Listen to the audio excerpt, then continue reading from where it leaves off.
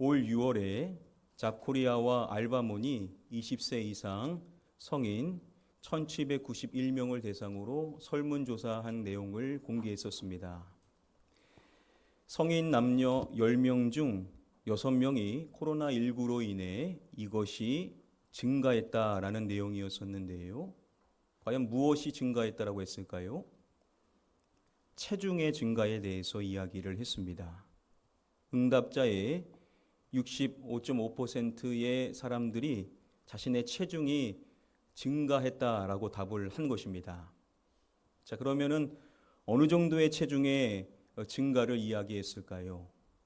평균적으로 4에서 5kg의 체중이 증가했다라는 통계가 나왔습니다. 또 다른 자료를 보니까요, 코로나19 장기화로 인해 직장인의 경우는 평균 6.3kg의 체중이 증가했다라는 자료가 있습니다. 결코 적지 않은 몸무게가 증가하게 된 것인데요. 사실 대한민국의 국민의 체중 증가에 대한 측면은요, 오래전부터 대두되었었던 사항 중에 하나입니다. KBS 다큐멘터리인 생로병사의 비밀이라는 다큐멘터리에서 60대 한 여성분이 출연을 한 적이 있습니다. 일을 하고 오셔서 저녁 시간대에 저녁으로 칼국수를 만들어서 저녁 식사를 하게 됩니다. 그리고 TV에 앉아서 요깃거리를 드시는데요. 먼저 떡을 맛있게 먹고 그리고 여러 가지 간식거리들을 갖고 간식을 먹는 모습을 보였습니다. 이렇게 많이 드셨는데 이제 자정이 훌쩍 넘은 시간, 이제 잠자리에 들 시간이죠. 자, 그런데 이분이 냉장고에서 야식을 꺼내십니다. 그리고 그 자리에서 혼자서 그 야식을 다 먹게 되십니다. 충분히 먹으셨는데도 불구하고 또 많이 먹는 모습을 계속해서 보였었던 것입니다. 여러분, 왜 그런 것일까요? 그분의 이야기를 직접 한번 좀 들어보시면요. 밥을 먹고 난 다음에 이제 배가 부른데도 이제 거기에 대해서 만족감이 못 느껴요. 자, 밥을 먹어서 배부른데, 그런데 만족감이 느껴지지를 않는다라는 겁니다. 그러니까 분명히 먹었으니까 배부르다라는 것을 느끼고 있습니다. 그런데도 불구하고 만족감이 없어서 또다시 음식을 찾고 또다시 음식을 찾게 되더라는 것입니다. 허기라는 단어가 있죠. 허기라는 것은 우리가 몹시 굶어서 배고프다라고 느끼는 것을 허기라고 하죠. 여러분 한번 생각해 보십시오.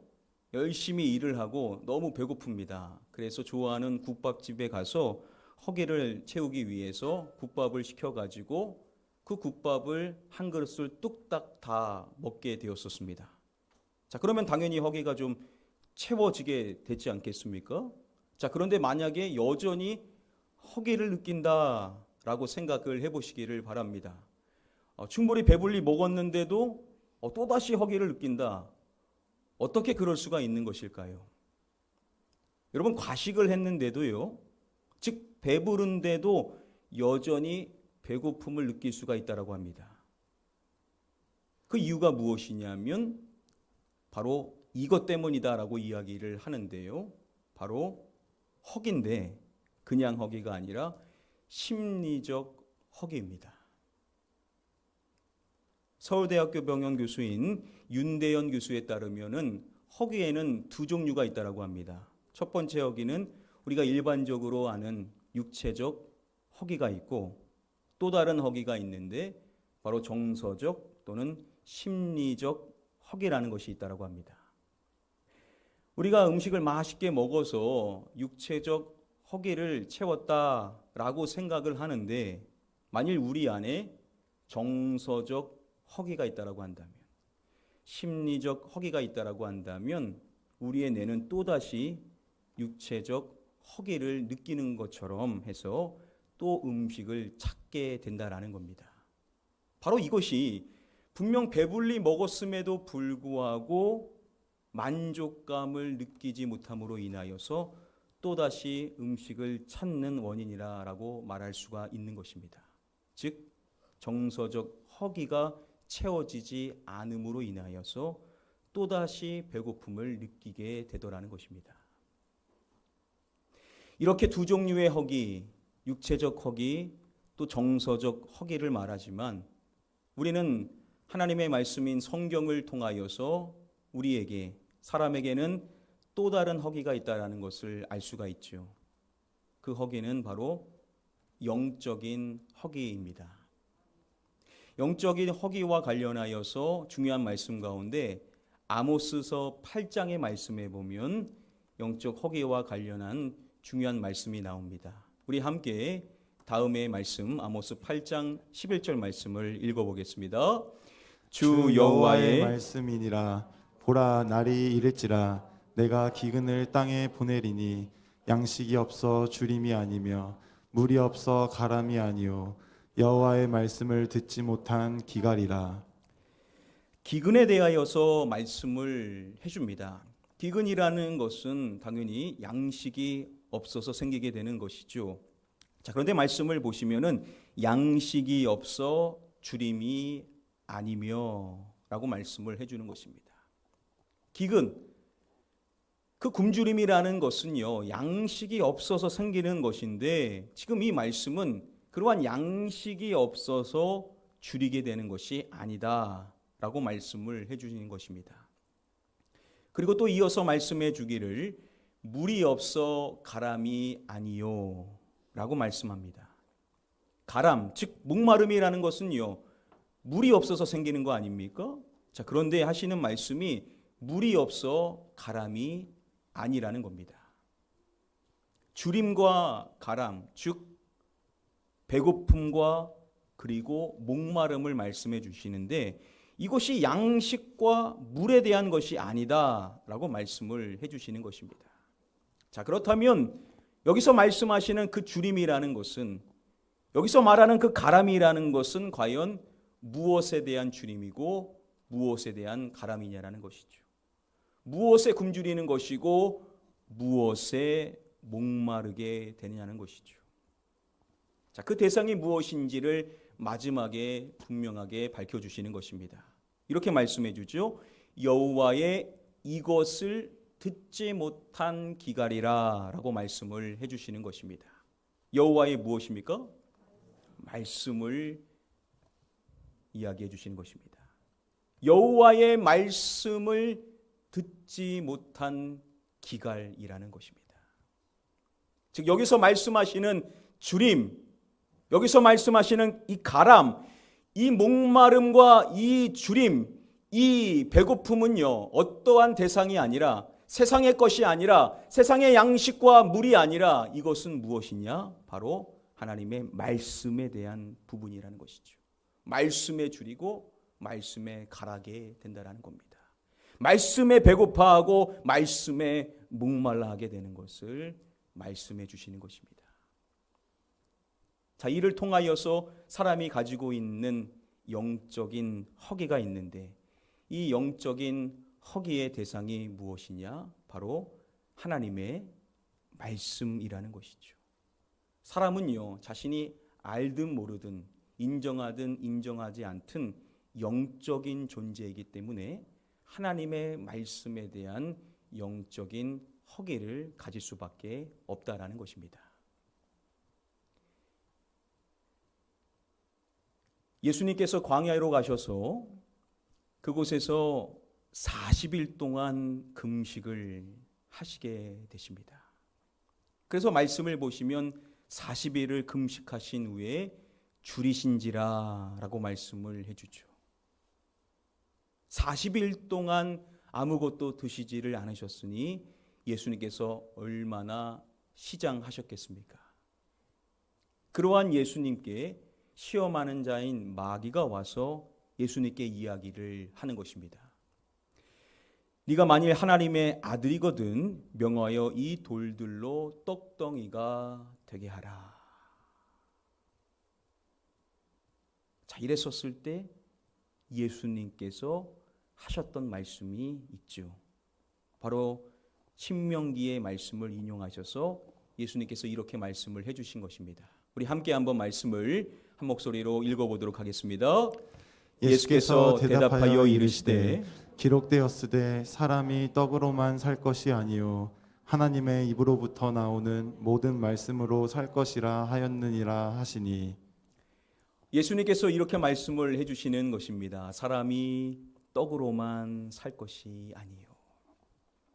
사람에게는 육체적 허기만 있는 것이 아니다라고 분명하게 말씀을 하시는 것입니다. 사람이 떡으로만 살 것이 아니요.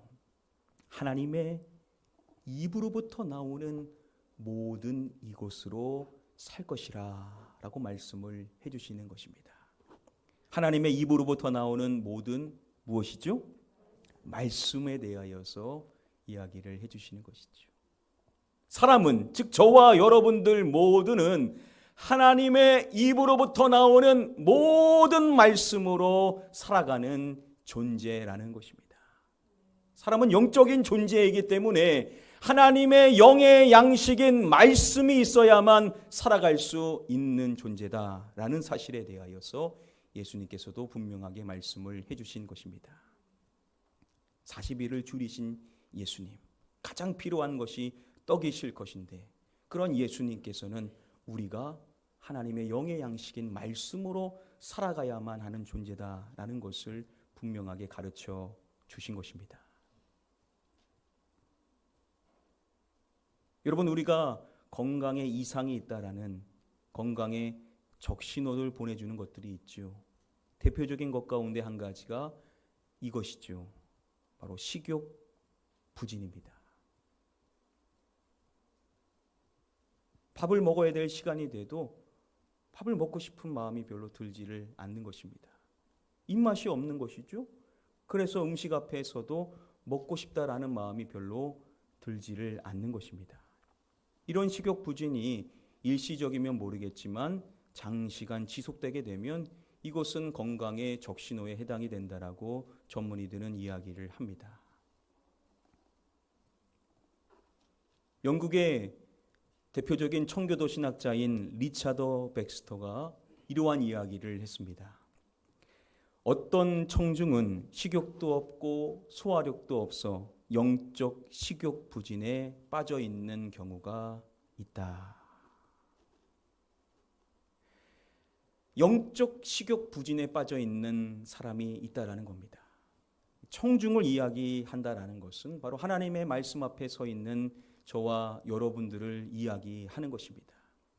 우리가 지금 이 자리에 다 똑같은 마음으로 서 있는 것은 아니겠죠. 어떠한 사람은 영적인 식욕이 전혀 있지를 않는 사람도 있다라는 겁니다. 그래서 말씀이 들리지를 않는 거죠.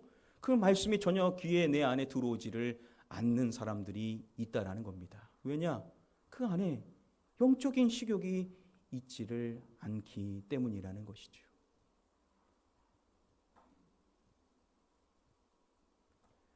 한국 축구 역사에서 2002년 6월 4일은 매우 뜻깊은 날입니다.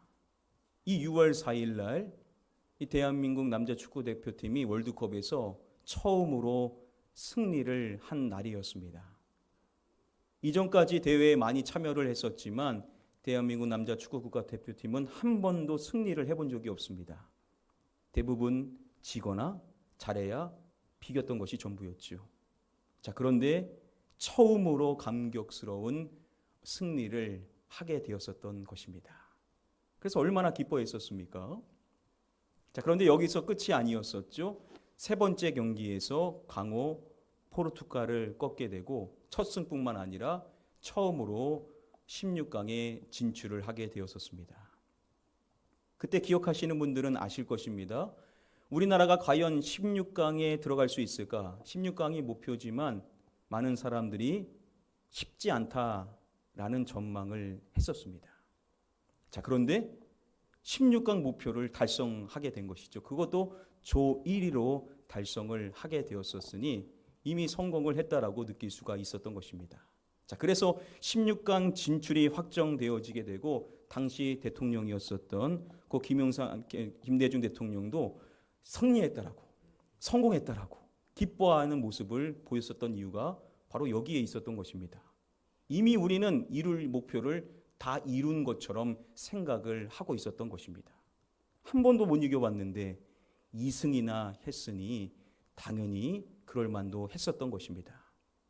자, 그런데 당시 감독이었었던 히딩크 감독이 16강 진출 이후에 인터뷰를 할 때 다음에 이 유명한 말을 했었죠. 나는 아직도 뭐하다라고 했었죠? 나는 아직도 배고프다. I'm still hungry 라고 이야기를 했었습니다. 자, 우리나라 사람들은 그리고 선수들도 다 이룬 것처럼 이제 성공했다라고 우리 목표 달성했다라고 생각하면서 다 그 정도로 만족하고 있었을 때 그 팀을 이끄는 감독은 I'm still hungry. 나는 여전히 배고프다 라고 이야기를 했었던 것입니다. 자, 그래서 여러분 그 이후의 결과를 우리가 잘 알지 않습니까? 다음 경기에서 강호 이탈리아하고 경기를 했었을 때 대부분의 전문가들은 당연히 이탈리아가 승리할 것이다 라고 예측을 했었지만 우리나라가 2대1로 승리를 하게 되었었습니다. 이 경기는요, 월드컵 11대 이변에 해당이 되는 경기입니다. 이 말 그대로 기적적인 승리를 거둘 수가 있었던 것이죠. 여러분 8강이 목표였었는데 16강이 목표였었는데 이 8강을 진출을 했으니 야, 이거 뭐 엄청난 일 아닙니까? 그러니까 16강만으로도 충분히 만족했었을 텐데 8강을 진출하게 된 것입니다. 자, 그런데 여기서 또 끝이 아니었었죠. 우리가 다음 경기인 강호 스페인과의 승부차기에서 결국 승리를 하게 됨으로써 4강 진입을 하게 되었었던 것입니다. KBS 뉴스에서 이렇게 이야기를 했습니다. 한국 축구의 새 역사를 쓴 히딩크, 그의 중요한 말이 무엇이냐? 바로 I'm still hungry. 나는 아직 배고프다 라는 말이라고 평가를 했습니다. 한번 생각해 보십시오. 만일 16강에 올랐었을 때 감독이 똑같은 생각으로 우리는 목표를 달성했다. 이 정도면 충분하다. 이 정도면 성공했다. 이 정도면 됐다. 라는 생각을 갖고 있었다라고 한다면 선수들의 정신 상태가 어떠했겠냐라는 겁니다. 만일 그러한 마음가짐이었었다라면 우리나라가 그 이후에 승리를 결코 할 수 없었을 것이다 라고 평가를 하는 것입니다. 여러분, 이렇게 내가 아직도 배고파하는 것, 계속해서 배고파하는 것은요, 단순히 경기에서 승리하는 데에만 적용되어지는 사항이 아닙니다. 하나님의 말씀인 성경을 봐도 우리가 배고파하는 것, 여전히 굶주려 하는 것이 중요하다라는 것을 우리는 말씀을 통해서 알 수가 있습니다. 바로 시편 107편 9절 말씀을 보면 분명한 사실을 우리가 알 수가 있게 되는 것입니다. 우리 함께 말씀을 한 목소리로 읽어보도록 하겠습니다. 그가 사모하는 영혼에게 만족을 주시며 줄인 영혼에게 좋은 것으로 채워 주심이로다. 자, 영혼에 대하여서 두 차례 이야기를 하고 있습니다. 자, 먼저 이야기할 때 무엇하는 영혼이라고 말씀해 줍니까? 사모하는 영혼이라고 말씀해 주죠. 이 사모하는이라고 번역이 된 이 히브리어 원어 샤카크라는 단어는 여러 가지 의미로 번역될 수 있는 단어입니다. 잠언의 말씀을 보면요, 곰을 이야기하는데요, 새번역 성경으로 보면 굶주린 곰을 말합니다. 자, 여기서 이 굶주린이라고 번역인 단어가 똑같은 샤카크라는 단어입니다. 즉 사모한다라는 그 의미 안에는 굶주린 것을 내포하고 있다라는 것이죠. 자, 하나님께서 어떠한 영혼에게 무엇을 주신지를 말씀해 주실 때 이렇게 말을 하는 것입니다. 그가 사모하는 영혼에게 이것을 주시며 라고 말씀을 해주고 있습니다. 뭘 주신다라고 합니까? 만족을 주신다라고 말씀을 해주는 것입니다. 우리의 인생에 만족이 오는 것이 얼마나 큰 축복입니까? 그런데 하나님께서는 사모하는 영혼, 즉 굶주려 하는 영혼에게 참된 만족을 주시는 분이시다라는 것입니다. 그리고 이어서 또 영혼을 말할 때 이러한 영혼이라고 이어서 말씀을 해주죠. 무슨 영혼입니까? 줄인 영혼, 즉 배고파하는 것, 헝그리를 이야기하는 것입니다. 또다시 이야기를 하는 것입니다. 하나님께서는 줄인 영혼에게 토부, 좋은 것으로 이곳에 주심이로다 라고 말씀을 해줍니다. 좋은 것으로 채워주심이로다 라고 말씀을 해줍니다. 하나님께서는 줄인 영혼, 배고파하는 영혼, 헝그리, 나는 여전히 배고픕니다 라는 그러한 영혼에게 좋은 것으로 채워주시는 분이시다 라고 말씀을 해주는 것입니다.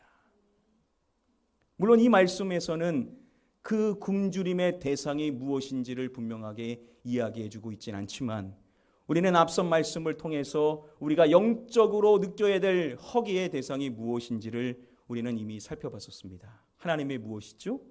하나님의 말씀에 대한 허기가 우리에게는 반드시 있어야만 한다라는 것이죠. 하나님의 말씀을 사모하는 영혼에게 하나님은 참된 만족을 주시는 분이시고 하나님의 말씀에 줄인 영혼에게 하나님께서는 좋은 것으로 채워주시는 분이시다라고 말씀을 해주는 것입니다.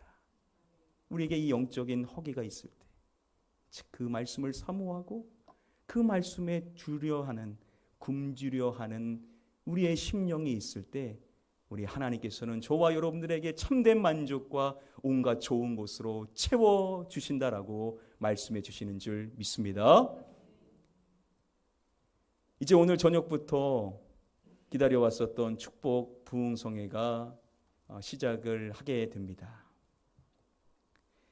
목사님께서 총 7차례에 걸쳐서 우리에게 준비해 주신 귀한 말씀을 전해 주시게 되실 것입니다. 저는 확신합니다. 이 말씀 가운데 우리 성도님들에게 큰 은혜가 임하게 됨으로써 여러분들의 인생이 변화되어질 수 있는 큰 은혜와 축복이 임하게 될 줄 믿습니다. 자, 그런데 중요한 사실이 뭐냐? 하나님께서는 어떠한 분이시냐? 사모하는 영혼에게 만족을 주시고 줄인 영혼에게 좋은 곳으로 채워주시는 하나님이시라는 것입니다. 그래서 우리가 그냥 나와도 물론 은혜 받을 수 있지만 우리 모두의 마음이 하나님의 말씀을 사모하는 그 말씀에 굶주려 하고 그 말씀에 갈급하며 그 말씀에 배고파하게 되었었을 때 우리 하나님께서는 우리 인생에 참된 만족을 허락하시고 온갖 좋은 것으로 채워주시는 복을 허락해 주신다라는 것입니다. 사랑하는 성도 여러분들, 여러분들의 마음 가운데 이 영적인 허기, 하나님의 말씀을 갈급해하고 그 말씀에 배고파하며 그 말씀에 굶주릴 수 있게 되셔서 그 말씀 앞에 서게 되었었을 때 하나님의 큰 은혜와 복을 받으실 수 있게 되기를 주님의 이름으로 간절히 축복하며 축원합니다.